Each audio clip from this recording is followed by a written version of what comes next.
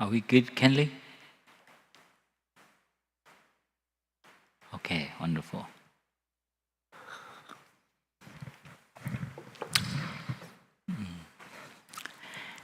Dear Thay, dear Sangha, let's start with the three sounds of the bell, so we can come back to ourselves.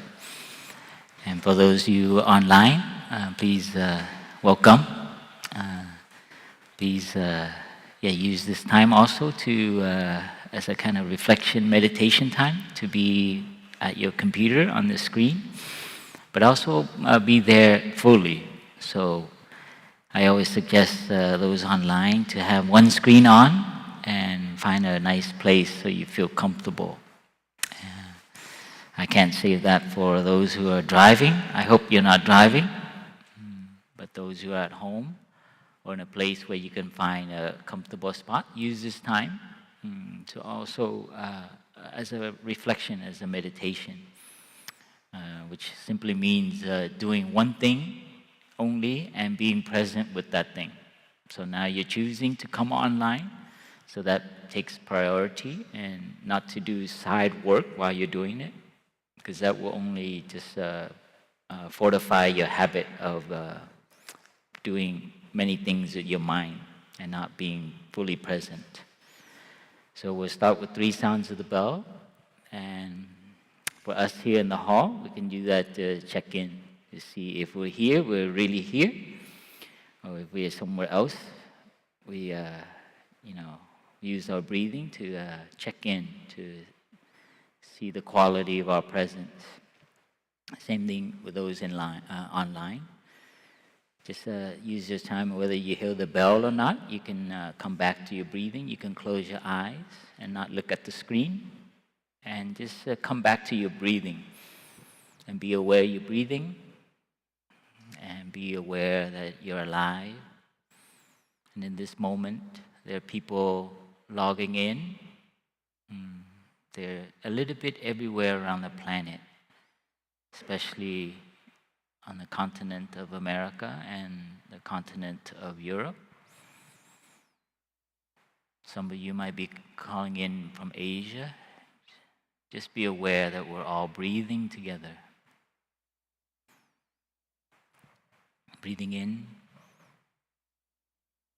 I know I'm alive. Breathing out, I smile to life.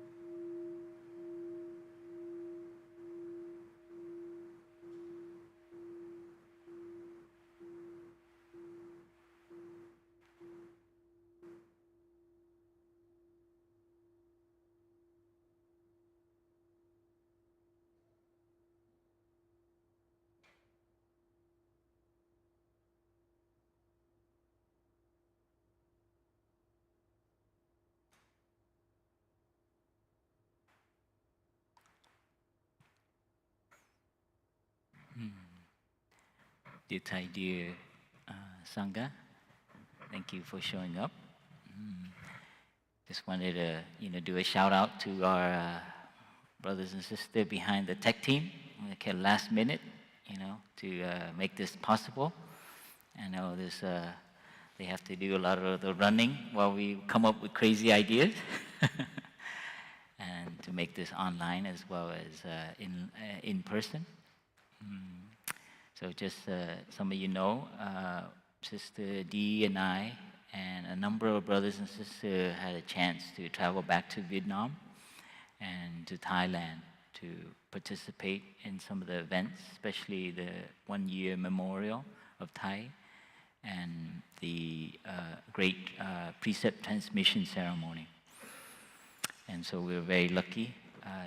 We thank the brothers and sisters at Deer Park for allowing us to go, as well as we had a few monastics who were taking the precepts coming from Deer Park. So that just gives you a little bit. Everything okay? Yeah.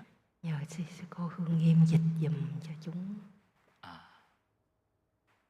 She's okay. We're just checking translation. I think this is being translated into Vietnamese and French. So we felt very inspired, at least myself personally, and Sister Boi Nghiem and Sister D will be joining us to share as well. Felt very inspired from our trip to be able to be back in Vietnam, Thai Root Temple, where it kind of all started for us, and why we're here, and why Deer Park is here, why all our centers, why Plum Village is there, is because of the seed of a young monk in Hue, at Tu Hieu Temple. And then also traveling to Thailand to see the most, it's like one of our newest center. Thai calls it the nursery center. Mầm non hả? Gì đó? Trung tâm gì? Vườn ương. Số rồi. Mầm non là cái gì hả? Well, it means nursery. So Thay envisioned the Thai Plum Village Center there as a nursery where you produce monastics. So it is the vision of our teacher to all our monastery to actually give that choice to people, single people who want to live their life out and choose the career of being a monastic. So that's our experience there. So it was 1 month in Vietnam and 1 month in Thailand for some of us, for me personally. So this morning we're going to share about our trip. Mainly I felt inspired to, I felt so nourished, and I wanted to give back in gratitude on what I experienced and some of the things that touched me. So I think that's inspired me to have more confidence and conviction to help Thay realize and to continue his vision for our community, our multi-fold community. So this morning I'll go through the slideshow really quickly because there's a lot of slides. I try to weave as much as I can. Some of it is there, most of it in blocks, so that you can get a feel of it. And with that, I will also be sharing about some of the slides and some of the segments. And then Sister D and Sister Boi Nghiem will share afterwards more. Mainly focus, our presentation is on how it moved us, what touched us. So, but I thought it would be nice to show slides and to kind of share what's going on. And that's also another intention of mine. There's a lot of us in the last year who have been following the ceremonies from Thai's cremation, even before that when he was sick, right? So this is like almost 3 or 4 year following our teacher and his process. And so for the last year, going through that, and I felt like wanted to share a little bit what it all means for us as a human being, as a practitioner, as where it fits in our society. So that's also my intention, because a lot of us follow, and I read some of the comments, and I was very moved by some of the people who followed online, some of the events. So that's also another intention, is to help And if you have any questions during the slide presentation, please type them, and our tech team. I felt like our tech team will take those questions, and we can have a few questions at the end of the presentation. I think hope that makes it clear what you're going to go through. Please put on your seatbelt, because you're going to go through a lot of slides, and hopefully they can nourish you. So here our idea, the vision here is roots and branches, and that's the intention. That's how we felt the trip was, for us to come back to the root, which is in Vietnam, in Hue, in the Tu Hieu Temple. And then going to our Thailand center, which is for me like the branches, to see how much they are flourishing, and then how much the ceremony that they put there was very, legendary, monumental. I couldn't believe they organized such an event with so many people coming. I think about 700 people at the Thai center for that great transmission ceremony. But it's because they also celebrated the 10-year anniversary. So well, anyway, I'll go through the slides. But that's the intention, to share some of our roots and our branches. And we start off with what do you call it? Before we had the ceremony, the memorial 1-year ceremony, we gathered the brothers and sisters to have a sharing about our teacher's life.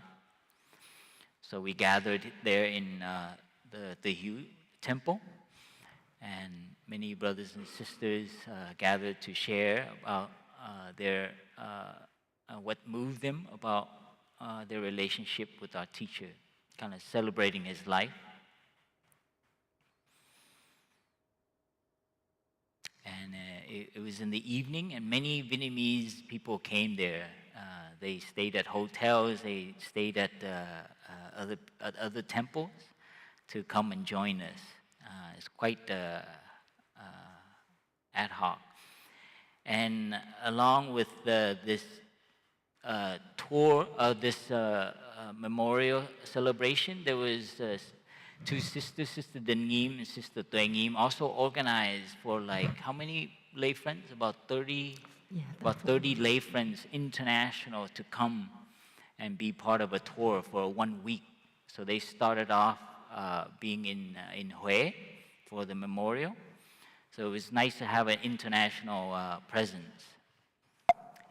And this is a procession to begin the ceremony. We had many high venerables come to pay their respect for our teacher. And this is our own Yak Quang. He was very instrumental in helping all of Thai's trips. And through those trips, he's also become very close to our community, and always guiding us and helping us maneuver through the Vietnamese to cooperate with the Vietnamese, the country, so we can come back.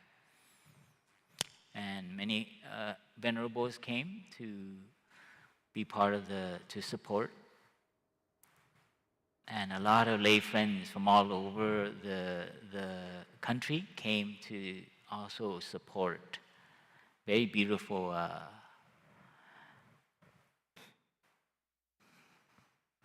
And we have some of our lay friends there from the International Sangha.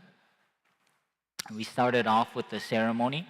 And here, this is the first part of this memorial ceremony, is so all the monks and nuns in the Plum Village tradition, we are on our knees in front of the altar, and is paying respect to the Buddha, our ancestor, before we head into the hall where Thai's altar is, and offer a meal. So the ceremony, Tiểu Tường, is a 1-year ceremony, is a kind of ceremony to a process of mourning in the human psyche. So when someone passes in our tradition, and I think some of you have been following, we have many periods. First, after the cremation, we have like every week we offer food, and every 7 days, there's like food offering, and then 49 days is another moment. This is adopted from like the kind of Asian Chinese ancestral worship tradition. So that's it's in the Vietnamese culture already, and it's our way of dragging out the mourning process, acknowledging it. So I think that's something very beautiful for us in the last year, for us to go through our process. So you can see some of the monastics and some lay people wear this yellow tag on there. It's called a tang. Memorial pin. It's like a memorial pin, and that's to remember that we're going through a mourning process, which is very beautiful. And it doesn't have to be always a sad thing, but it's actually celebrating their life. So that's what this 1 year memorial is coming together and honoring and reminding ourselves of Thay's life and continuing, as well as offering a meal. It's also like you cook Thay's favorite food and we offer that. So after this ceremony, we will move into the hall to offer that. Sister Dee, you can jump in anytime, okay? So this is the Tu Hieu Temple. This is the main Buddha hall, and it's been renovated since Thay was there. So all the wood there is redone exactly as it was. So I was very impressed with the background architecture. I was very impressed. They took pictures of everything, and they redid all the wood and everything as exactly as it was. And Thay Phap Dung was our eldest there, so he held a kind of a prayer above his head to honor our ancestor. And then we moved from there, the Buddha hall, we moved from the Buddha hall to the meditation hall where Thay's altar is. And this urn here with the incense, I heard it symbolizes kind of like the spirit. So that's why you see monastics always lighting an incense when they want to call up someone. And so this is, in a way, a symbolic of Thay moving with us into the hall. And we had 2 venerables from Korea who was instrumental in helping Thay come to Korea in some of his trips. And we've been to their temples as well. And they came to show their support. It was very moving for a lot of us to see high venerables from other traditions come. And so we gathered in the big hall. I forget the name of that hall, but the full moon meditation hall. And as you can see, so in a way, the monastics, Thay's disciple, are considered his children. So we are coming, and then these high venerables and all the monks coming to give the ceremony.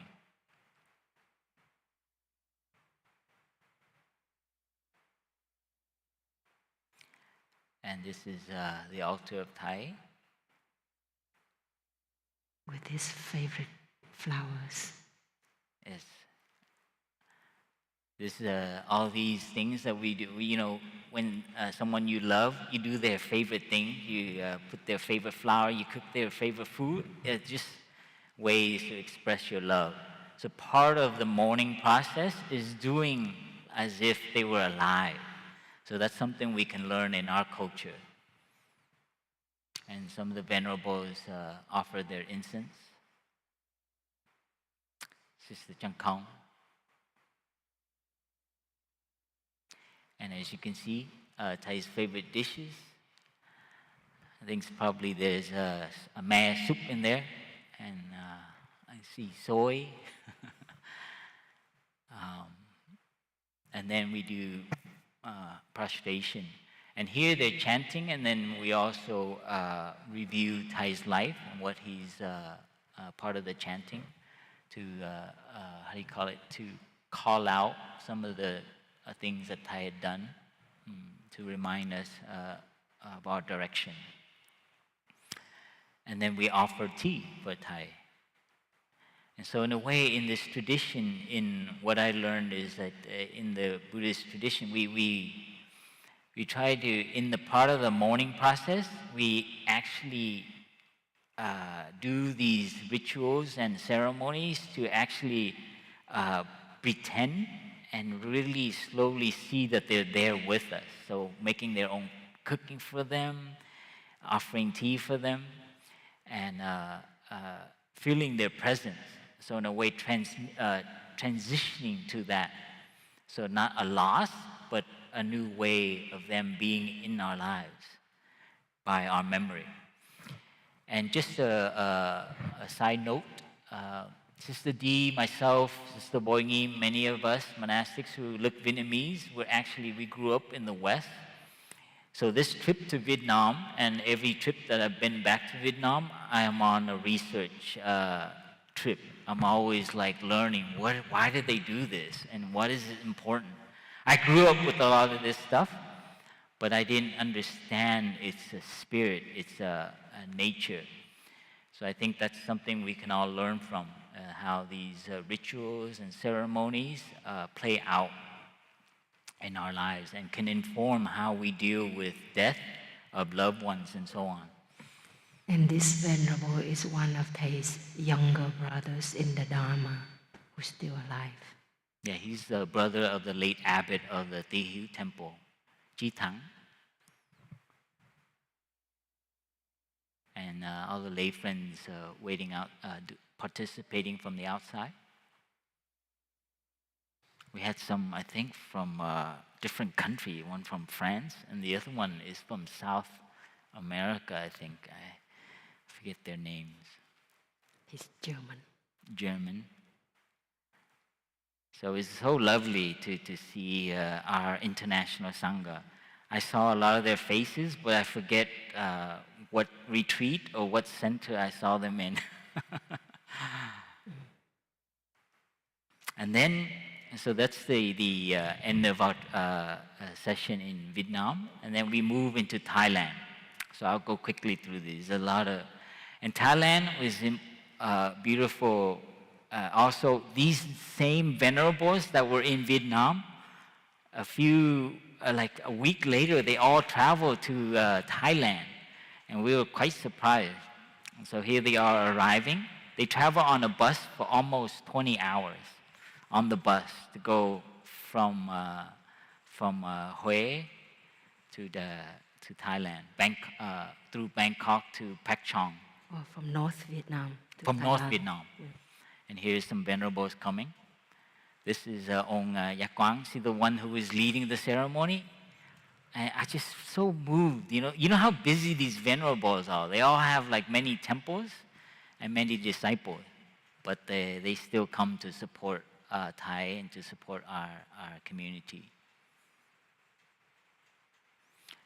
And Sister Newman, Newman sister is always there. Anything that the Plum Village organized, she will show up. Như Huy and Newman, huh? Yeah. And you can see some of our brothers in the background from Plum Village, France. Beautiful. She taught me how to make a dish, chả cau, when I was a novice. So she's been around since over 20 years and more. And so they all gathered there in the big hall, and we pay respect to them to express our gratitude for them to show up to support. And yeah, it's beautiful because it was almost equal number of venerable monks and venerable nuns. And many young monks came this time because Thailand was having a 10-year anniversary. So they invited many monks, young monks and nuns, wanted to come to be part of that 10-year anniversary. So this is the beginning of our precepts transmission ceremony. And here, what you're seeing is a gathering outside and inviting. Usually, the beginning of a precepts transmission, we honor the precept. The precept is from the Buddha, like the founding teacher. So those two precept books, one for the nuns and one for the monks, are on the altar, and we pay respect to it, and we ask to bring the precept from the Buddha altar back to the meditation hall, where we will transmit it to the new novices. So that's the meaning of this ceremony, this beautiful, moving. This is the seed of where I felt so, God, I wish everyone knew how we do this ceremony and how much like reverence for these two books. What do they symbolize, you know? And I was like, it's just two books, but what they symbolize is actually the precept and the Vinaya and all the teachings that has transmitted down through many generations, many hundreds of years. And so for me, it's like, you know, like you put, you know, before a sports game, you pledge allegiance to the flag, right? The flag is just a flag, but it symbolizes something. And hopefully it symbolizes the good and the valiant. But here the two books, the Vinaya, symbolize our precepts, the monastic precepts. Without it, the monastic order does not continue. So this is what the beautiful ceremony represented. As you can see, on the left or right side, one side is the nuns with their precept book, and on the right side, the monks with their Vinaya book, the Praktimoksha book. And we gathered there very early, 5 o'clock. And just to let you know, in Thailand, they wake up at 4 o'clock. So it was quite interesting. Because everybody wakes up. So this is morning rising, the light, in this beautiful land. This like snake of yellow moving through a line of lay friends, standing beautifully with their palms. I think all the venerables were very moved. It was all quiet. There was no drum, no noise and stuff. It was just beautiful morning, hearing the birds.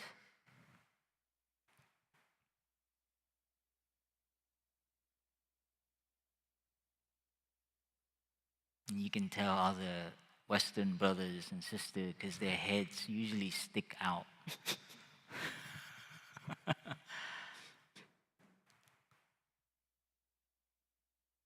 Yeah, I just hope you get a feel of it, how moving it is to show so much reverence for the precept.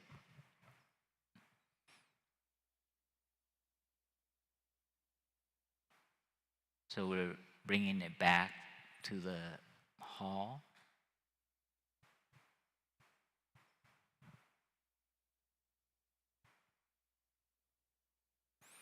Many high venerables came, and they are like the precept transmitter. They will be the ones.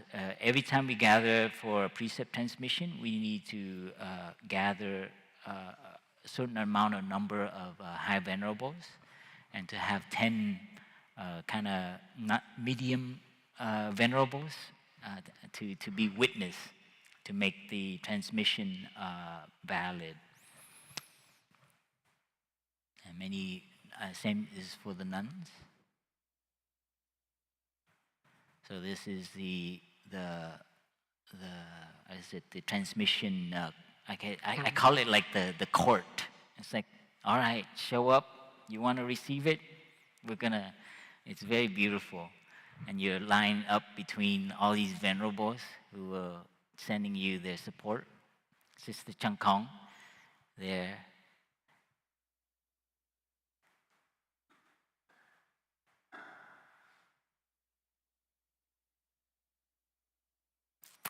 And they first receive the precepts, and after receiving their precepts, they are transmitted the Sangati. The novices have a Sangati, but it's much simpler. It's like one fabric, and now they receive the three full Sangati. I'm showing you these pictures, and I don't know if I'm supposed to be showing it to you, because usually there are no lay friends in the hall while this is happening, but I thought it'd be kind of nice for you to see. So these Sangati is, and when you receive the precept, you become a full member of the community. It means you become a bhikkhu or a bhikkhuni, and now you participate and you have a kind of, I guess, a vote. In the old days, you're part of the community, and as a novice, you can express your view, but when it comes to making decision in terms of direction, practice, retreats and stuff, you can only share your view about it, but you're not part of the meeting to decide. So that's what the significance is. And here you can see some of our brothers. One Mandir there from Deer Park, and we had 19 brothers who received the full ordination, and 39 sisters who received the full ordination. 19 and 39, yes. Usually that's the proportion. The sister double, always. So we're doing good. Don't try to catch up. It's always double. And of our brothers and sisters who didn't understand Vietnamese, they had simultaneous translation in their ears, you can see. Rung, I forget his name, Rung Phap, I think. Brother from Bulgaria. And now they receive the precept, and they receive their alms bowl and their sangati, their robes. And here we're transmitting to them.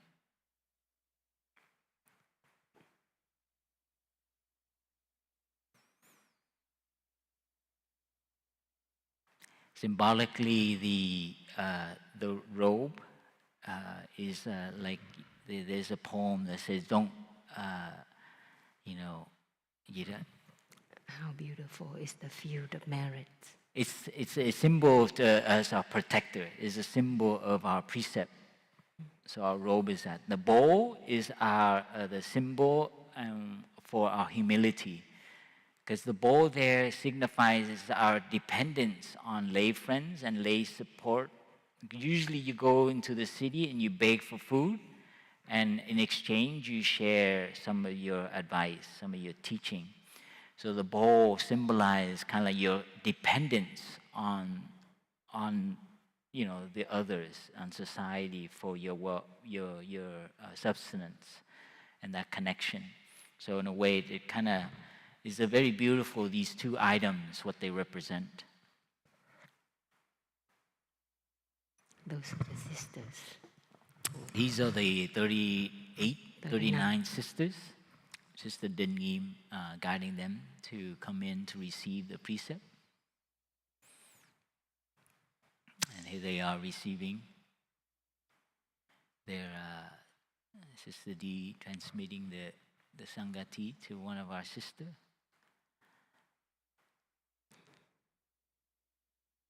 And many sisters and brothers from Vietnam who just organized a huge memorial service had to come.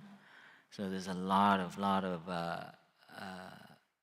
I'm sure they're pretty tired, but they still came to help us. There's quite and them receiving their bowl and reciting their gatha.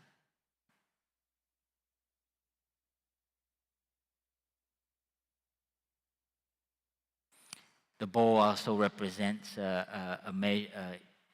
to eat in moderation. Yeah.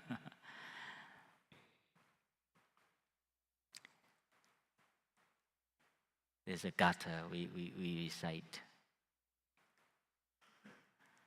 And here's a combination of, actually this one is all brothers who just received. Some of our sisters. Part of the gathering in Thailand, there were two things that I don't have slides for, is also a transmission ceremony. We had about 16 brothers and sisters who received the lamp. So that was also another flourishing, the new branches, the new Dharma teachers, as well as the 10-year anniversary, which I don't have slides for much. And of course, many, see, you can tell which ones are from Europe. It's so beautiful. She's, I forget her name, but she, about over 10 years ago, she came in when she was only 14. And she was attending Dang Nghiem, running around. I was like, I can't believe, you're so young. In the West, that would never happen. 14 years old, and she really wants to be a nun, and she's still there. Like, probably been in the community for maybe over 10 or more years. Huh? And now she received her for ordination. For ordination. I think you have to become 18, right? Yeah. Yeah, you have to be 18. And this, many families of our brothers and sisters came to support them from Vietnam. And it's very nice because in Thailand, to go from Vietnam to Thailand is very easy. You don't need visa, you just take the bus and you're there. So many parents were able to come. And I just want to say that in Thailand, it's become quite a gathering place for Vietnamese people. They have 3 or 4 retreats, and they're constantly having Vietnamese people there all the time. So it's a little Vietnamese community in the middle of Thailand, kind of like in France. It's a little bit like that. And many of the parents, I got to hear their stories. Some of them are very supportive of their children becoming monks and nuns. Some of the sisters and... But many monastics, they had to run away from home in the beginning. Yeah, that's what I was going to say. Actually, I wouldn't have a picture of them, yeah. And there's some of the stories of some of the monks and nuns who they had to hide from their family. It's quite a drama. You can make they had to leave their loved ones, their girlfriend too, and oh boy, you can make a Korean drama out of it if you. It'd be a hit. Yeah, it's so beautiful to meet some of their family members. So because they came for the 10-year anniversary, we also had a lot of time to hang out with them in the tea area. And it was very lovely to. Because they'll come up to you and they're like, I love you, talk to you, we know you. And we're like, who are you? So it's very beautiful. You can feel their love for monastics. And this is the whole gathering of our Sangha. And that's the end of our branches and the end of the slide, I believe. Yes. So I'll leave it there. Thank you for, I hope online, did you see that okay? Yes? Wonderful. Thank you for joining us. Now I can see you. Stop scaring. I hope you were nourished by that. I think let us listen to one sound of the bell. Whether you hear it or not, know that we're breathing together, and this is a happy moment for those online and those who are here, that our teacher and all our ancestral teachers has transmitted this practice all the way down to this very moment for us to breathe consciously and know how precious it is just to simply be alive and be grateful.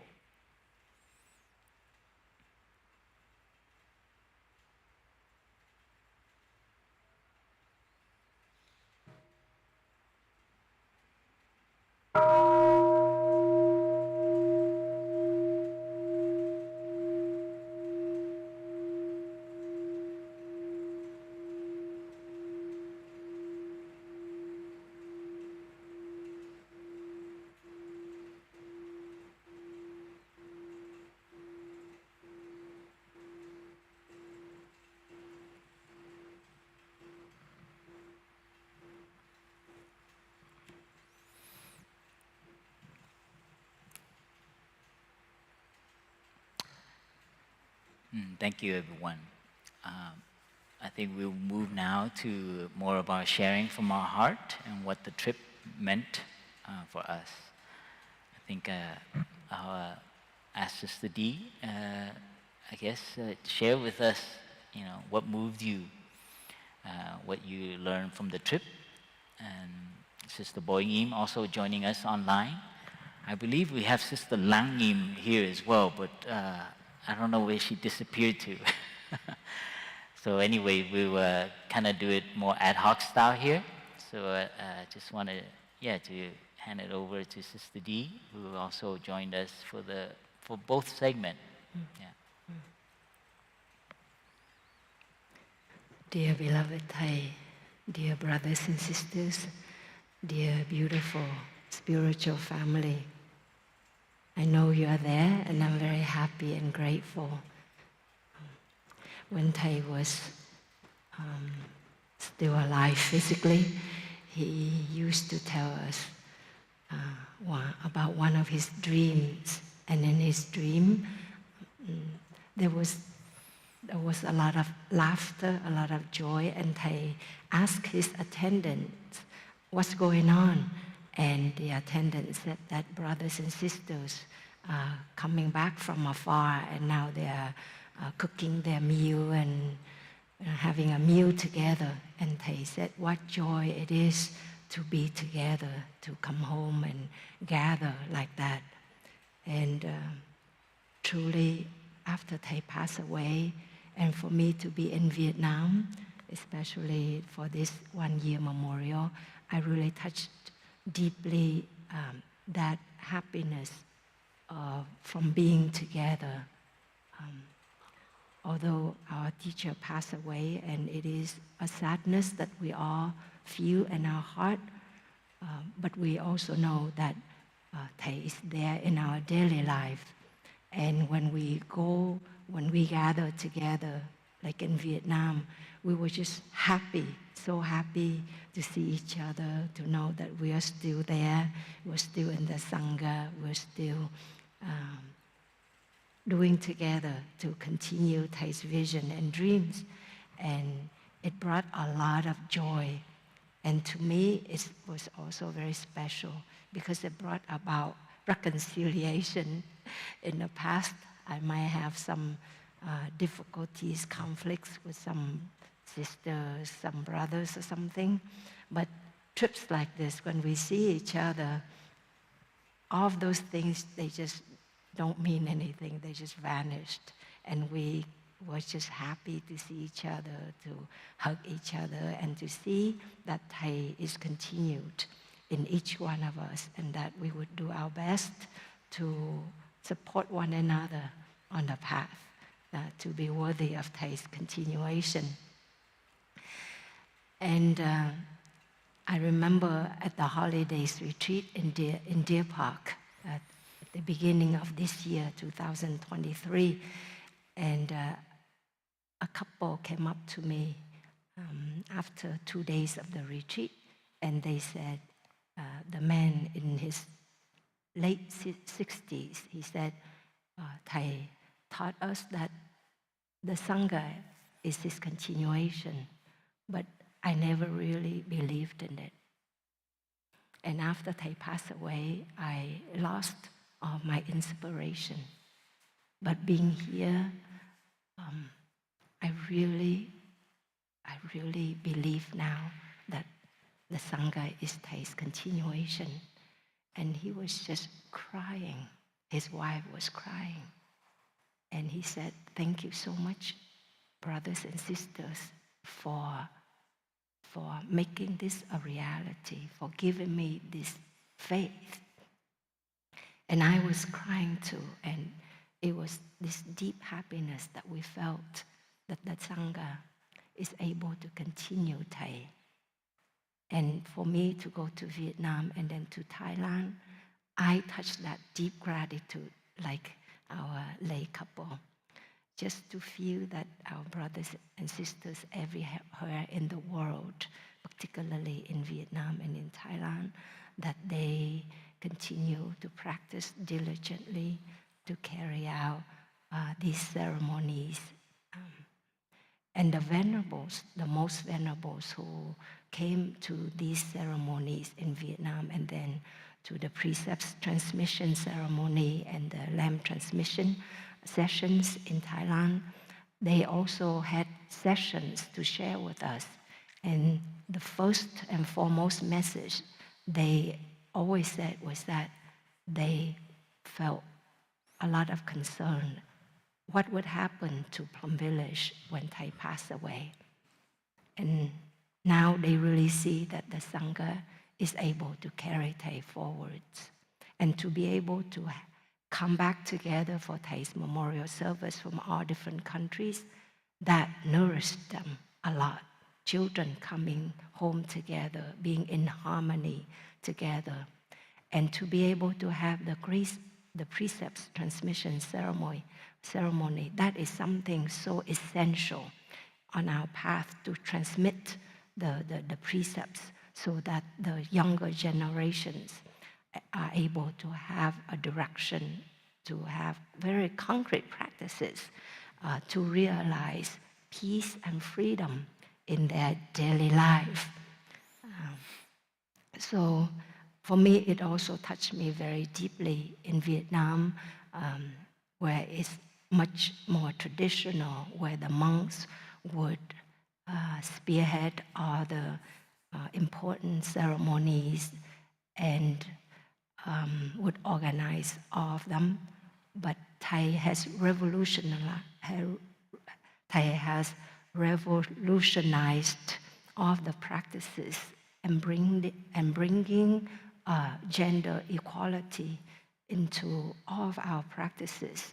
And Thay had planted these seeds in these venerable monks and nuns who have been in the tradition for 40, 50, 60, 70 years already.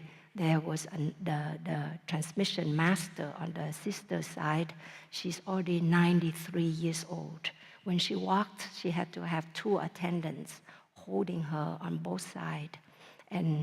But when she transmitted the precepts, her voice was so clear and so powerful. And there was this venerable nun, another one who was 79 years old, and she walked up to touch the earth before all the venerable monks and nuns, and then she walked out through this very long hall, stretch of the meditation hall to bring in the orderlies, to walk them in. And she was 79 years old, but she walked so gracefully. And it just brought tears to us, just deep gratitude for these venerables who have practiced all their lives and that they are able to be there for us. It is not in the tradition of the Vietnamese people to have the nuns to be present in the transmission of the monks' precepts. But Thay planted that seed. Thay made it happen. So now Thay is not alive, but these monks and nuns, they help us to carry it on to make it possible. So that was deeply moving for me. So when in the transmission ceremony, the monks and nuns were always, the fully ordained monks and nuns were also fully, we were present for the whole time. And we also made it available for the lay friends to view it, to view the beginning of the ceremony. But because the hall was so could not even accommodate all the monks and nuns. There were more than 400 of us. So we had a large tent outside so they can watch on the screen. But truly the multifold Sangha was there to witness, to give support, and to celebrate these events. And for me, that was just deeply inspiring and moving. And for the lamp transmission sessions also, on the brother side, we have Thay Phap Nghiem. And on the sister side, Sister Dung Nghiem, who has been a student of Thay for over 70 years. And although now she's a little weaker, her energy is still very amazing. Walter, who followed her to video art activities, he could barely keep up with her. So Sister Dung Nghiem was there to also to transmit the precepts in English, and also to transmit the lamp to the sisters. And we also have Sister Dang Nghiem, who's one of our elder sisters, to transmit the lamp to our sisters as well. So there was 16 brothers and sisters who received the lamp. So all of these activities went on, and it's very, not especially Plum Village, because in Vietnam, they only organize a precepts transmission ceremony in region, like in the north or center or the south. So it requires the high venerables to organize this, and for all the temples to come together and all their ordernees to be ordained at the same time. So you may have 100 or 500 ordinees to receive the full ordination. But Thay has made it possible that Plum Village is able to organize these transmission ceremonies by ourselves. And now our young brothers and sisters mainly organize these transmission ceremonies. And then we invite the high venerables, because most of them practice for more than 40 years, and they come from mainly from Vietnam to be there to be the transmission masters and to witness, to bear witness to our practices, as well as the lamp transmission ceremony. It is something very rare in Vietnam. A teacher will transmit this lamp to very few of their disciples, like their top of the cream. Actually, the Venerable Yak Quang, he shared with me, traditionally in Vietnam, it's only the teacher and one of his favorite students. And usually it's like a relative. So it's very in-house. Yeah. So Thay's revolutionized it in Thay made it possible that that we can organize lamp transmission ceremonies, and we transmit the lamp to our monastic brothers and sisters, as well as to our lay friends who have practiced a number of years and who have demonstrated the maturity in their practice and in their service. So that is something very empowering for the venerables to witness. The venerables, that's one thing he admired in Thay opening up, is that usually lay friends are not in a teaching role, and they always support monastic. But Thay has turned it very democratically to allow lay friends, and they also have insights, and they can also teach monastics as well. So this is something that he was impressed with. That it's radical, actually. It's very radical. So 2 more points I'd like to share that deeply moved me was that after Thay, before we had the cremation of Thay, we had, I think, around 40 aspirants being ordained. And some of them were aspirants online during COVID time, but actually some of them did not go through the aspirancy process. When they heard about this grace, this opportunity to ordain, some of them who've been to the monasteries, they came and begged to ordain. And so they were ordained. And that also gave us a lot of joy that Thay continues to give blessings to the young people. And since then, about 3 months ago, there was another ordination for the young people. So young people continue to come into the practice, and I had conversations with them, even consultations to some of them. And I find that young people coming to our practice, since Thay was sick and now that Thay has passed away, they come to the practice not so much because of Thay anymore, but because truly of the practice, because of the Sangha. They are aware of the suffering in themselves, they are aware of the social issues, and they aspire to find a way out for themselves and for society. So they have very deep aspirations, and they aspire to receive the authentic transmission and also to practice with authenticity, so that they can help society. So to me, that's about the roots and the branches. The branches really resonate with the roots and bear those deep aspirations that I once bore as a young monk. And just the last point I want to mention is about the wisdom that is built in these ceremonies. For me, all of my loved ones who have passed away, I've never really had any, attended any funerals. I never really processed their passings properly. And that included first my mother, who disappeared, and then my grandmother, who passed away when I came to the US, and then my uncle, and then my partner. And now that Thay has passed away, and for me to attend all these ceremonies, I see that they are built in to help us to face the loss, to mourn properly as individuals and as a collective. Because in the West, we may feel very alienated and fearful of death. We're so far removed from it. Most of us, we pass away in the hospital, and there's this attitude of moving on, of going forward. But it's because of that, it's actually stuck, and we are not able to process the loss, the grief, and we ourselves cannot live very deeply, and as we fear death.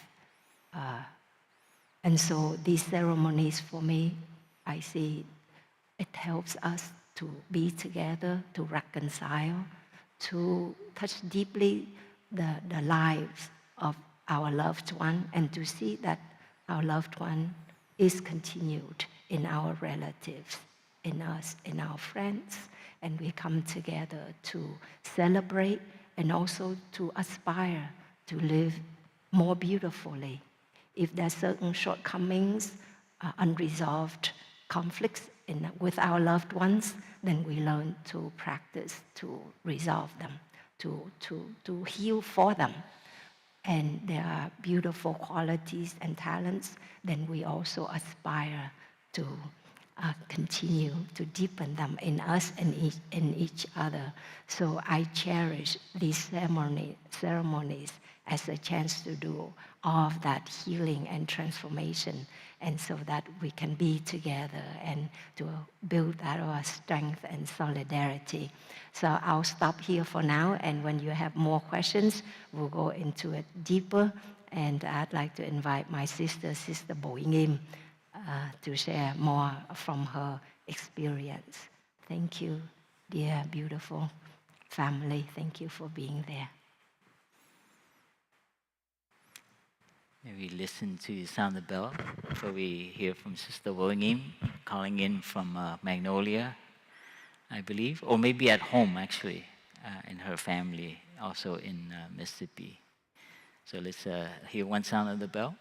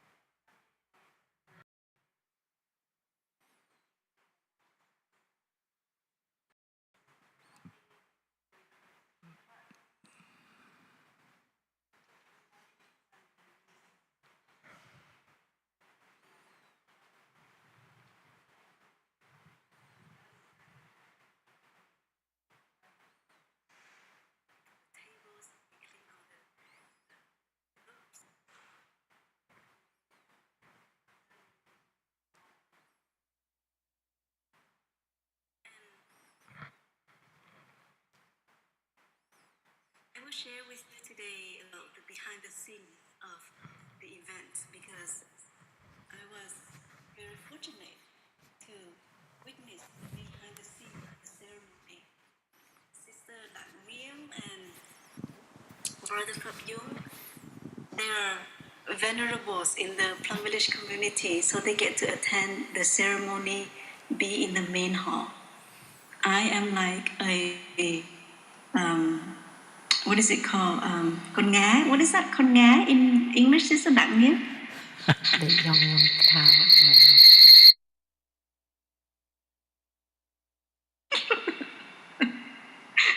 So as for the venerables, they are in the main hall. As the small buffalo, I was in the kitchen. So for those, there were some friends asking me, Sister Boi Nghiem, how come I did not see you on YouTube when there was a ceremony for Thay? And I shared with them, oh, I was behind the scene helping to prepare tea for the venerables. And at first, I was a bit disappointed because the Sangha supported me to go to attend the ceremony, not to help prepare tea for the venerables. So,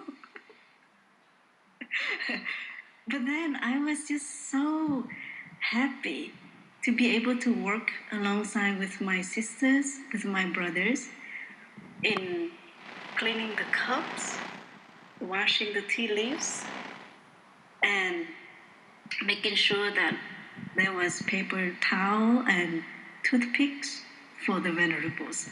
Now imagine there were, I think, 300 or 400 venerables there. So there was a lot of work for us to do. The sisters, the brothers, and I, we went to the area around 5 in the morning and didn't return to our room until 1:30. And we stood most of the time, so you could imagine how tired our feet were. I was just joking to Sister D that it was very ironic that we prepared tea for the venerables, and yet we were very thirsty. It was we walked really fast. At times we were mindful. We were not mindful. We were in the room preparing tea. There was another team bringing the tea to the venerables. There was another team bringing the used cups for us to wash. And there is another team washing the cups. So there were many teams. We really worked together like the beehive. And it was so joyful to witness the behind the scene. Few days before the memorial service, it rained a lot at Tu Hieu. And it was very dangerous to walk because of the algae. It made everything quite slippery around the root temple to walk. But that was like an invitation for us to take our time, to be mindful of our steps, and of course, not to fall. It would not be very pleasant to fall down when we carry like foods to the venerables or tea to the venerables, right? So I wish that in the future there would be a tag team. There would be camera people recording behind the scenes so you could see what it's like. You could see the love, the care, the joy, at the same time, the hard work put behind it. Because in order for a memorial service to be possible, there are so many areas that we need to put our energy and our love into it. However, what you see on YouTube is only a portion of the ceremony. And I did not know what happened, what took place in the meditation hall at all. I just knew that, oh, my sisters and I, and along with the brothers, we really exchanged smiles. We really help one another. When the attendants came in and say, "We need 5 cups of tea," right away, "Yes, here, 5 cups." And after the ceremony, all the monks and the nuns, they walk past by us and we thank them and they thank us. It was really like a legendary moment. I left Vietnam when I was 11, and I don't remember much about my childhood. So each time I have an opportunity to go back to Vietnam, I remind myself to really be present, to pay attention to every little details. The trees, the buildings, the people. Because that's food. That is food of sense impression. What we see, what we hear, the conversation we have. They're food. And I had 1 whole month to enjoy such delicious food of sense impression and also edible food.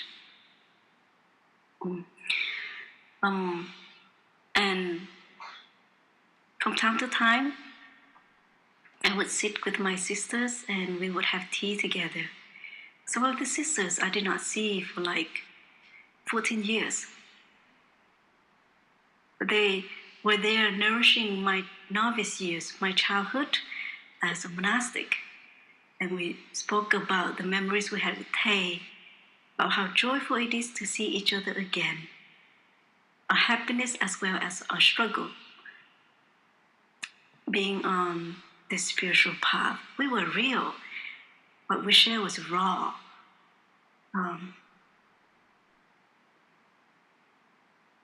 And you know, I was very greedy of wanting to drink tea with my sisters because I knew that my time at Tu Hieu was very short. And so I took all the opportunities that I could to be with my monastic siblings and to visit their family. So that was a highlight. We get to travel to North Vietnam for 2 purposes. To bring a monastic community to the families of a monastic. Because like earlier, you heard Sister Dang Nghiem and Brother Phap Dung share that they were parents of the monastic that supported their children to walk on this path. There were parents that did not want to. So to have a delegation of almost 10 monastics visiting their home, that was perhaps very supportive and also life-changing to the family as well as to the monastic. When we visited Brother Tương Lai's family village in North Vietnam, his house is like a practice center. There's a meditation hall, bookshelf was full of Thay's books, calligraphies. See how she could see sound on my laptop when I unplugged the Dante? And every night, there will be at least 20 people in the village come to his house to practice sitting meditation and chanting. Every single night. Is there a village like that in the United States? Is there a small village like that? Can we make a village like that in the United States, or in Europe, or in Africa, in South America, in Canada? There was this woman who was in her late 80s. Sometimes she would ride a bicycle late at night to come for the chanting and for the sitting. She is very hard at hearing. So whenever we say something, we have to speak loud. We had to say it loud for her to hear. Or she would have somebody next to her to repeat what we say. And yet she sat there so peacefully, with so much acceptance and feel the energy of the group. Right at that moment, I consider her as my teacher. She's really teaching us all to be patient and to enjoy the presence of the community. And it made me remember the time When I prepare tea with my other monastic siblings, we really work together as a community. And that is a powerful teaching given by Thay, is to be together. I made up this sentence, when there is teamwork, your dream works. When there is teamwork, your dream works. When there is togetherness, we can do so much, from preparing tea to bringing food to helping making the Great Precepts Transmission Ceremony possible. Of course, we were tired, but we know we would have lazy days afterward. And we know that this moment only happens perhaps once a year. And the people that we're with, we don't know if we will see them again tomorrow. Another moment where I could feel the community and true togetherness was when we celebrated Thay's love, the Remembrance Night. Sister Dang Nghiem and I, we were assigned to be translators to our English-speaking friends because most of the sharing was in Vietnamese. And when I stepped into full moon meditation hall, I couldn't find a space to sit. It was packed and full. I couldn't even see what was near the altar where the High Venerables were sitting. So Sister Dang Nghiem and I, we had this much of space right here. The screen is too small, but it wasn't big. Next to the big drum in the full moon meditation hall. And both of us had to squeeze like this. And we had to use like an iPhone and went on Plum Village YouTube page to see what happened in the meditation hall. So that we could translate. We could deliver the translation well. We couldn't see Phap Dung because he was sitting on the floor. And behind him were like 300 or 400 people. We wanted to see Phap Dung's face.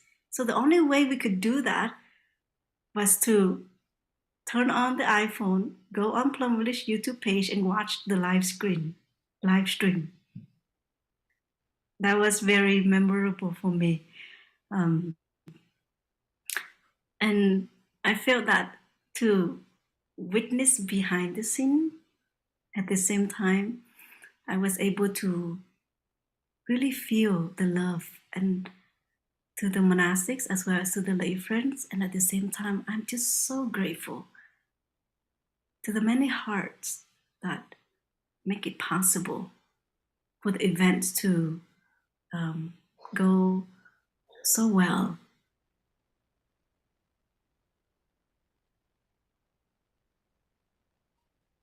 And one thing that was very moving for me was Diệu Trạm. There were 80 sisters and they live in one building. There were, I think, 8 rooms, 8 or 10 rooms total, 80 sisters. But when Thay's memorial service, there were at least 150 sisters. So many of the younger sisters at Diệu Trạm, they would give their place to us, to sisters like Sister Dang Nghiem and to myself. And some of them slept in the library, which is a very small room for like 15 sisters, all on the floor. Yeah. And that was really a sign of love to help us feel welcome, because none of them would like us to feel not welcome in a home country. Vietnam is my home country, but my life in America is much longer than my time in Vietnam. There were so many times where I felt very at home in my own country. I felt belong, and that feeling of belonging is so important for someone who have to leave their country to start a new life elsewhere. And it is through Thay's practice that I could feel more at home in Vietnam, to receive the love from the monastics, from the friends, and also from the strangers I met on the street, or a child I saw on the street of Hanoi. He was riding on a motorcycle with his mom. I was sitting in the car, and at one moment, both of us made eye contact and we waved. We kept on looking at each other for at least 1 minute. So these moments of togetherness, everlasting memory, they will be forever with me. And to be in Thay's hut at Tu Hieu with one sister, just the two of us, that was very touching for me. Not only did I visualize the moment that Thay transitioned, but I also visualized the moment where Thay smiled with his attendants, with his disciples. The moment when Thay sat in his wheelchair, enjoy his cup of tea in silence. And to be able to touch Thay's bed with my hands in his hands, that was really a moment of healing, a moment of reconciliation, and a moment of continuing. And to touch the entrance gate of Tu Hieu with Thay's hand. Perhaps many of you have seen how Thay used his hand to touch a door, a gate. And there was so much love and mindfulness in it. So I did that as a way to continue Thay.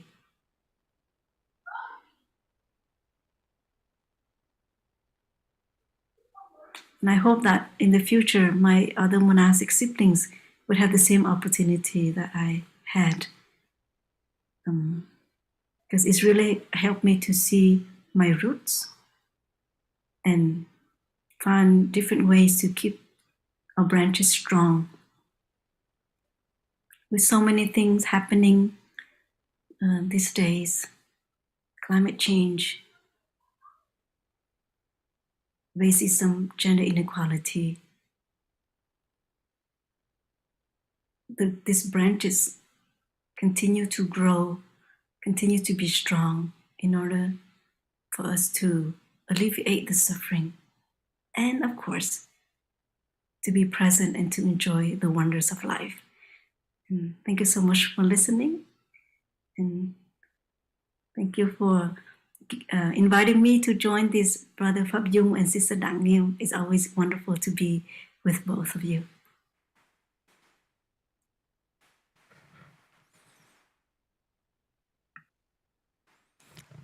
Thank you, dear sister, dear sisters.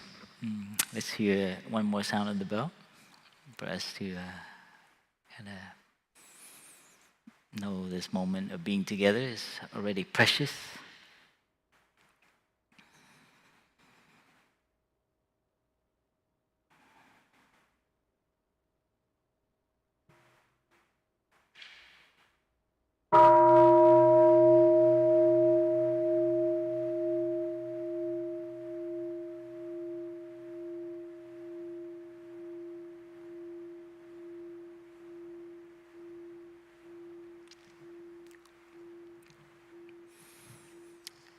we can move on to, I don't know if there's any questions, any comments. Even before that, I just want to just end here with the sharing here what this all means to us. At least for me personally, I grew up Buddhist in a Buddhist family. I'm a refugee. My family is a refugee. Came over here in America. Grew up very Americanized and modernized. And I think, as I later found out, is I had no connection to my ancestor. As I learned in Vietnamese, they say someone who's lost their roots, and that's the feeling of alienation, living in the city in Los Angeles, feeling. And so when we can actually learn our ancestry wherever we come from, whether it's Africa, Asia, or Europe, or the Americas, it's important for us to. And that's the practice that Thay has renewed in Buddhism. The non-self practice is kind of misunderstood, as in like this self is don't exist, or like we don't and Thay is really updated and even emphasized that non-self means that you are full of many selves, especially your ancestor. And I think you all know in the sciences with the genes and so on that it is the truth, that it's not something mystical or magical. So for me to come, I didn't know what being a monk was or what being in a religious institution was. And so every time I come back to Vietnam, it has helped me kind of reconcile not just with my ancestor, but with my culture, and this culture of honoring our ancestor. And I think that's something that it's unfortunate that our modern secular society, we've kind of lost touch with. So it's just an invitation for us to look back at our roots and to honor and to live as if they did not die.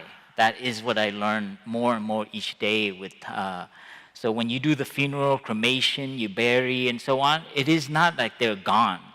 So the whole process of this 1 year anniversary, the 49-day, the 100-day, and next year will be the even bigger one, called a Đại Tường, which is monumental. That means Thai's, I guess, the urn will be joining all the ancestors in the altar. So he joins like Yoda, in the sense of for the young people who know Star Wars.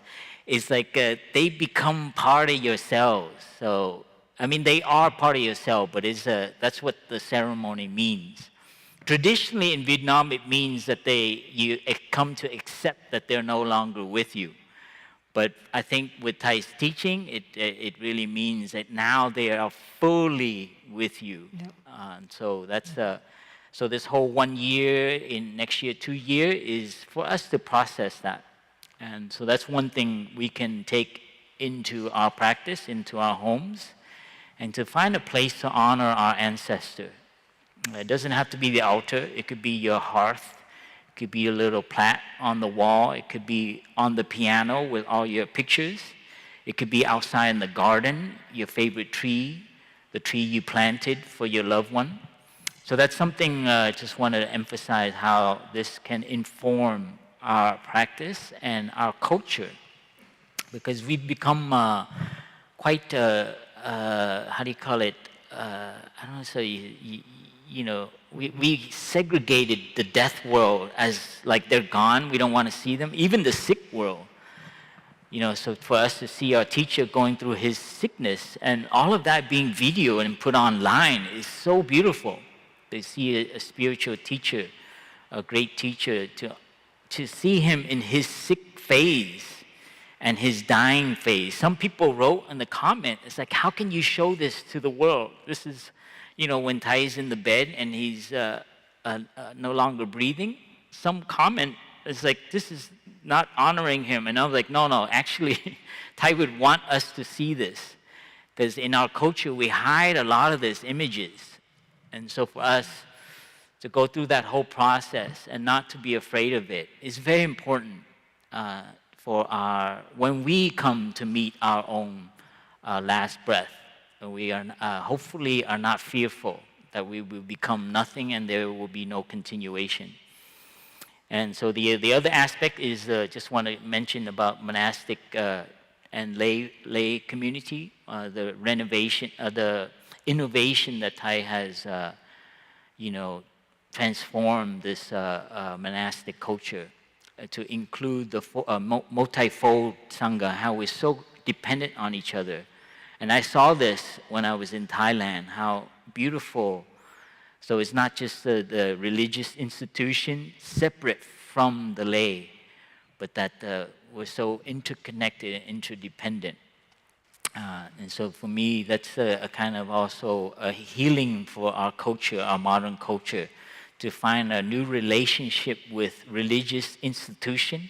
When I was a young person in Los Angeles growing up, before I met Thay, it was like religious institution was like, seeing Dracula, it's like, stay away from them, So we've like lost faith in a lot of faith traditions. But hopefully, there's a revival of that, a renewal of that. So it is not just going back to the old ways, but actually really finding a place in our society, in our culture, where our spirituality, in the real sense of monastics, priests, and religious, single, devout people, how they play, and how to support that. And Thay's aspiration was to renew that. And for me, coming back to Thailand, to Vietnam, it also has helped me to reconcile with that kind of wound, or kind of when I was young, the loss of faith in religion and so on. So that's something, I still am allergic to using the word religion and religious stuff. People are now using spiritual and spirituality. But I think all it means is touching something deeper, something beyond the material and the mundane. So that's something I just wanted to throw out there for us, and how hopefully this presentation of ours and sharing our experience, coming back to our roots and our branches, can help we invite you to reflect that about your own roots, and also how you are flourishing, because we don't want to implode with our love. So whether you're in a couple or in a family, how is our love being transmitted to our children, to our loved one, our neighbors, to our society? And that's what the energy of life is to flourish and to give new leaves, new flowers, new fruits. So this is something we invite you to reflect on. And then please, if you have questions, please call out, or I don't know if Ken Lee, if there's any previous question or any question in the room here in Deer Park. Yeah, we have one question from YouTube. The question was, do you think that a Sangha could exist entirely online? Do you think a Sangha can exist entirely online? Oh yes, you're entering the meta world now, huh? I'll just quickly say, if it's okay, yes, the future looks like it's heading in that direction.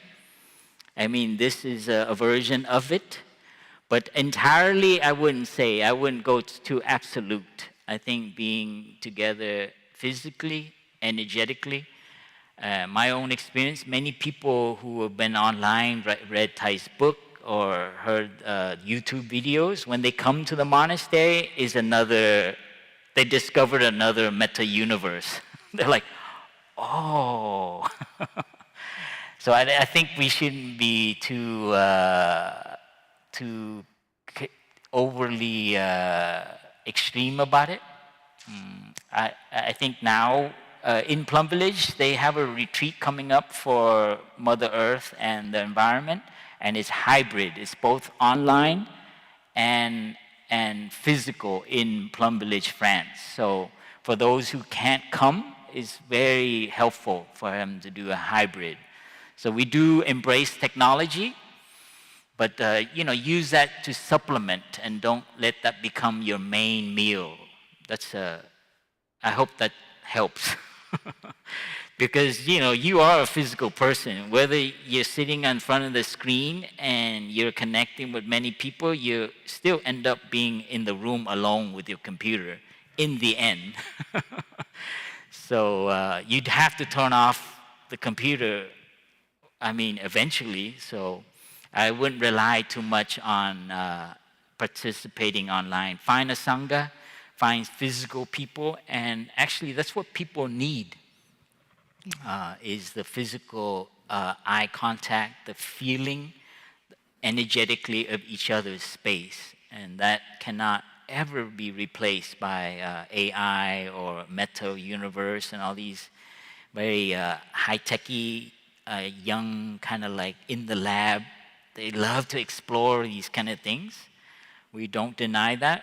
We don't obstruct it, but we know its limitation. So I hope that's okay. That's my view on it. I'm sure young people will have different views, and we embrace that.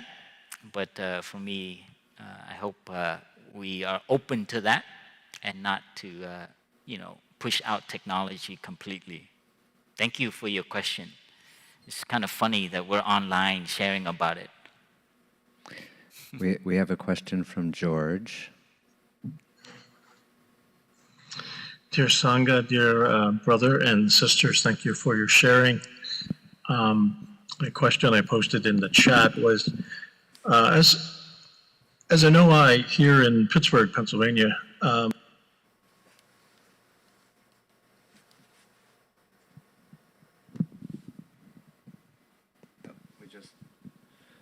George, we just lost your sound. Oh. Zoom people can hear, but we can't hear here. Okay. Please repeat from the beginning. Just hold on a moment, George, because we can't hear it in the meditation hall. He muted himself.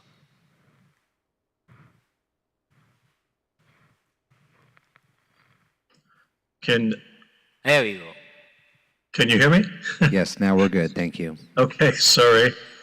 Again, thank you for your sharing. I really appreciate it this morning. Well, I guess this afternoon here.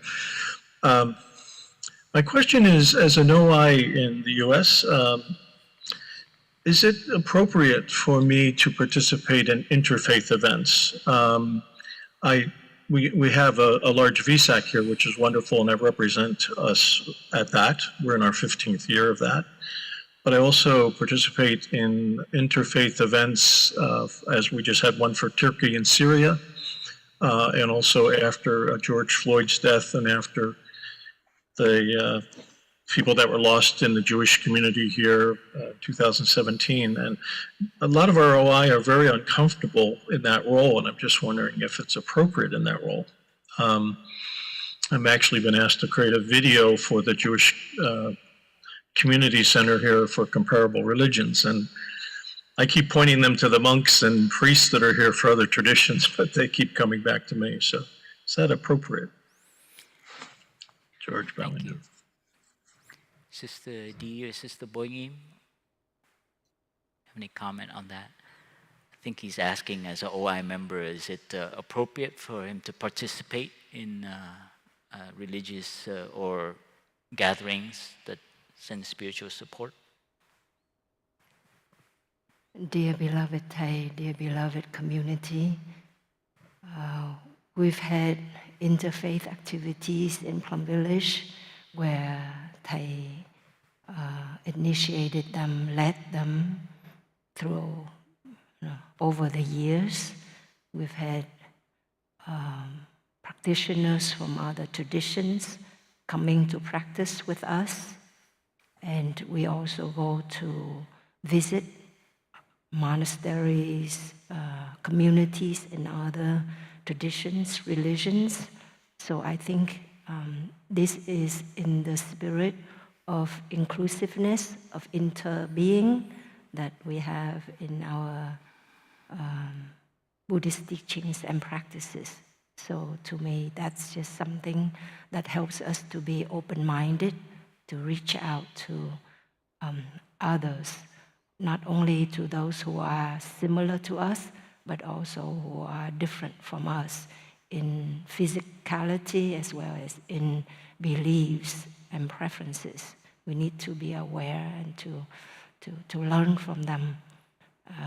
To me, it's also important to deepen my understanding of the Buddha's teachings and of Thay's teachings and practices, so that when I interact with others, I also deeply rooted in my own tradition, in my own understanding, and that I can offer my direct experience and also the insights from my own practice. So I think that's in accordance to Thay's teachings. We all should also come back to our own roots and traditions, and with our mindfulness practice, we learn to appreciate more and more our roots and traditions, and we come back to see the beauty in our own roots and traditions and to help renew them. That's if each one of us can do that, there would be more solidarity, more harmony and togetherness in the world, because we appreciate our own traditions, but we also appreciate and cherish other traditions. Thank you. Dear brother, just please help us with that. We need more interaction with other tradition, other religious faiths, and so the rule is you only go there if you're invited. You only share when others are requesting. Okay, as an OI member or as a monastic, we're not allowed to like shove teachings down to people who are not inviting. And so OI members are kind of like monastic, so I share that with you, some of our, and the other is if we touch that tradition deeply, that would be the best, ideal. If you're interacting with Christianity or Jewish or Muslim, if you have some of that interest and background, then it's perfectly, and actually it's encouraged so that we have that interconnection. And then, yeah, some of our brothers who are Muslim or Catholic, they have done all of that work for us. So it is encouraged actually to join interfaith activities so that, you know, that commonality and that interconnection is, I think that's what the world needs more of now. So please, you know, help us deepen that connection. Thank you, George. Thank you, everyone, for hanging on. I think we allotted about 2 hours, and we have 15 more minutes for those who you need to move on. We thank you for joining us. But the rest of us, if you have other questions, please raise your hand, especially concerning any of this presentation. Ian, did you raise your hand? Yes, let me see if Ken Lee or myself can unmute you. Can you unmute yourself? He's already unmuted. Okay, can you speak? Hello? Yes, come closer to the speaker. There you go. I just had first of all, thank you very much, brothers and sisters there. We just had a power cut just as I came on, so the room's gone dark, and luckily I'm on a battery-operated laptop, so... I have a question regarding the age consent of entering monastic life at Plum Monastery. At Plum Village Monastery. I've been following the practice minute by minute for the last 2 or 3 years, and I'm 53 years old.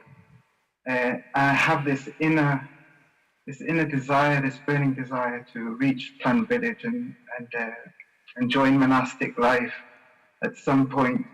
And I read recently on the Plum Village website that the age of where you can no longer enter is 50 years old. And I felt my heart sink. And I just wondered if you could answer that question for me. Thank you. Sister Pearl, you want to take that, or I can take it if you don't feel. Dear brother, please help me. Thank you.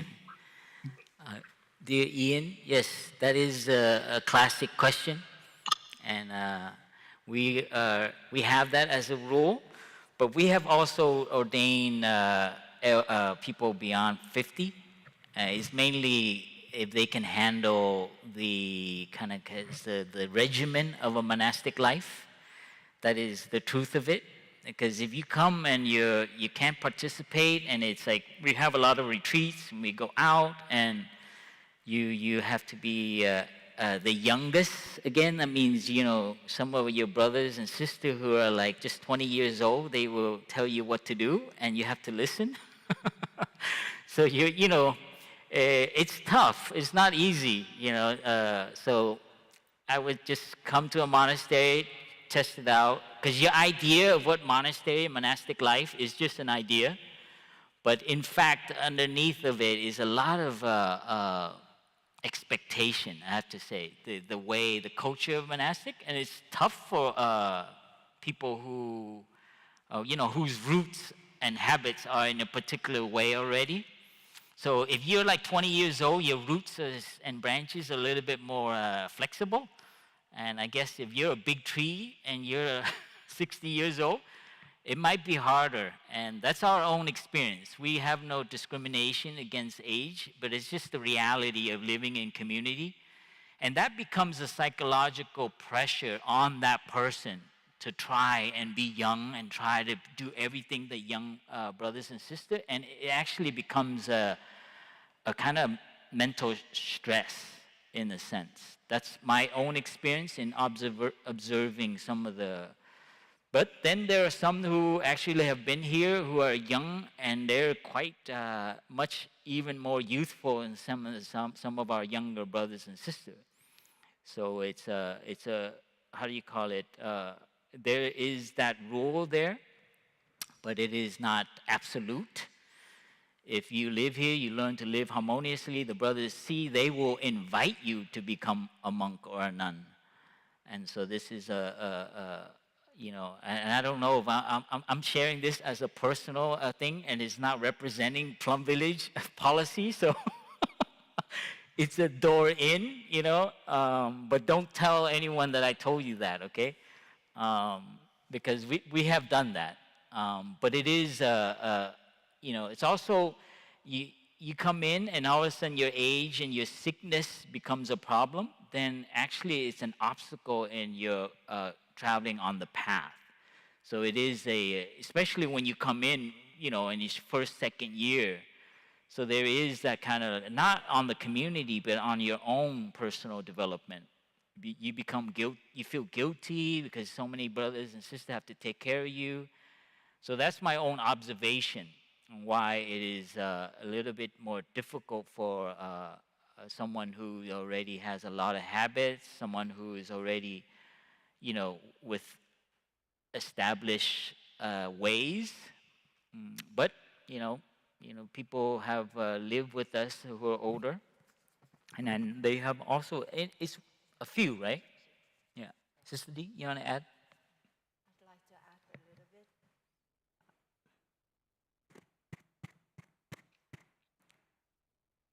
Dear beloved community, I'd like to acknowledge the aspiration of Yen and of others who would like to be monastics, because in my experience, that aspiration is something already very special. I've talked to people who've not become monastics, but they would recall that aspiration at one time in their lives, and it's just something very special. And Thay also taught us that in each one of us there is a monk, a nun. There's that deep aspiration to be living a life that is more meaningful, with wholesomeness, beauty, and truth. So that's something that as a practitioner, whether we have this form as a monastic or a lay practitioner, we can realize in our daily life. And Thay has transmitted the teachings. I feel we're very blessed. For example, we don't know exactly what the Buddha looks like. His teachings are recorded in the canyons, but Thay, you can go online and listen to his Dharma talks and see exactly what he looks like at different periods of his life. You can really receive his teachings directly. And the Sangha, especially our practice centers, monastic and lay, were here to provide the appropriate, the good environment for all of us to realize those teachings and practices. And whether we're at home or at a practice center, we can do that. And also that aspiration, to me, helps us as the North Star to guide our thoughts, speech, and bodily actions from moment to moment. We can ask ourselves, would I think that way if I were Thay? If I were a monastic? Would I say that thing? Would I do like that? Would I do such a thing? And it helps us to just kind of go back on track, on that path of wholesomeness, of beauty, of truth. It helps us to maintain or to cultivate that integrity in our actions of body, speech, and mind. And so that I would strongly encourage everybody to give rise to that aspiration and to realize that in our daily life through our practice. In our communities, we also have friends who come stay with us from 1 week to 1 month to during the 3-month retreat or even a year. So in that way, we can also live with the monastic community and practice and go reality, like we really know what it's like. And it is truly a vigorous life. And we even have some young brothers who disrobe after a few years. And one, he said, I just can't face myself constantly. It's too much stress. I need some diversion. So it's understandable. It's not easy to face ourselves all the time. But that's why we have local sanghas. That's why we have our practice centers to help us so that our practice is sustainable and that we can, cultivate joy as we look at our suffering and learn to understand, embrace it, and transform it bit by bit. There's a letter that I read once of a prisoner in prison, and he follows Thay's precept book. And he says, even though you have not ordained me, Thay, I am a monk in the prison, and I want to let you know that I follow all the precepts and I practice exactly like a monk. Can you imagine that? Someone in the prison ordained themselves, and they're practicing like a monk. I mean, when I read that letter, I was like, wow, I cannot go any other way. I have to keep moving forward because that's what we represent to people. And so this is encouragement for you to receive the spirit as this prisoner did. And don't let the form outside deny you from deepening your spiritual energy. Thank you. I'd also would like to share something just very personal and meaningful to me. We're just back from this trip a week ago. So I still suffer jet lag a bit. So yesterday I just felt very sleepy by 10 in the morning, and I went to use, the massage chair that we have just to rest. And I fell into a very deep sleep immediately. And in this dream, I saw my grandmother, and it was such a great joy to see her. And there was this voice that said to me, invite grandma to stay with you at the monastery for a year. And I said to my grandmother, Grandma, please stay with me at the monastery for a year, and then you can stay with my brother, my blood brother, for a year. And at the very moment I said that, I just realized that my grandmother had passed away a long time ago. In fact, 37 years ago. And in my dream, just this crushing pain in my chest that I felt all over again. That 37 years ago, when I came to the US, just 1 year after I left Vietnam and I received that news, I just felt it. And I just held my chest and I just screamed. I said, Grandma, could you die already? How could it be? And I woke up and I just held on to my chest. And I was just crying. And I stepped out of the chair and I took 2 steps. And then I said, Grandma, please stay with me. Not just 1 year, but for my whole life. And when that came to me, just like that, it soothed me. It made this crushing pain much more bearable. And that meant everything to me, because this practice has helped me to realize that my grandma did not die. Her life, her spiritual life, guided me all my life and led me to this path. And that Thay has not died. His physical body is now ashes.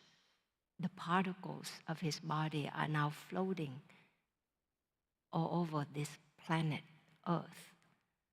But the practices and the teachings are there.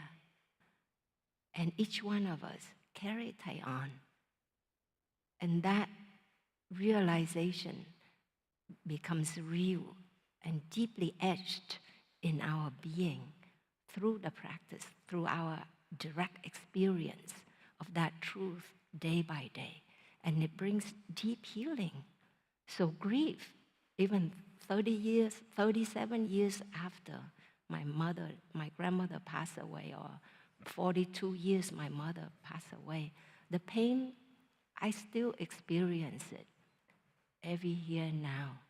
But at the same time, the deep truth of their presence also helps me to hold them dearly in my daily life. And that to me makes the practice much more personal and meaningful. And as a community, we can help each other to cultivate this non-fear and this beautiful continuation of Thay. So I just want to express this deep gratitude for all of you who are making the deep aspirations to practice, especially after Thay's passing. Many of us who have not been to the practice centers, who have not practiced, now come back to the practice centers, to the practice, because we know that we need to wake up and to continue Thay. And those of us, so in that way, our togetherness, our support is very important. And Sister Boi Nghiem was saying, how hard our brothers and sisters work in Thailand, in Vietnam, and of course everywhere in the world. So just something I also would like to ask you to help to continue this support in your practice, but also, to go there, to go to the practice centers, to show your presence and your support, and also to help us also, because sometimes when Thay pass away in certain centers may not receive as much attention or financial support. In the world, people invest in stocks, in the stock market, people invest in the war, but to me, it's a great investment to place in a spiritual life, in a spiritual tradition, and it's for each one of us to benefit, for our generation and generations to come to benefit from our life of practice. So that's just something I really hope that you consider and continue to give rise to your support. Bless you, my dear ones. Thank you for being there, and we are always here for you. Thank you, Sister. Thank you, everyone. I think we're a little bit over 2 hours, so we'll end here. And I see a couple of hands up there. Please text in your question, and we'll try to cover that in later sharings. Especially Sister Ying and Sister Luang, I hear your hands up. Apologize, we run out of time. And we want to thank all our international Sangha to join us and give spiritual support for our community and this flow of energy, spiritual energy. And please continue to help and be a happy person, a happy couple, a happy family, and to radiate that energy in the world. I recently read from the CDC a report on young teenagers, how every year the rate of suicide increases tremendously, and nobody's, there's asking government to invest more in mental health because of the pressure the young people are having now with social media. So please, if you see young people in the streets, if you're involved with young people, please help us with that to continue our teacher and his love for the next generation. That is our deep aspiration, and we need your help. And this sharing is to help. Hopefully, you got energy out of that, and now we go pass it on, and not just to be to take, but to also to give. So thank you for continuing our teacher, for continuing our community, and we hope that you find happiness in the moment.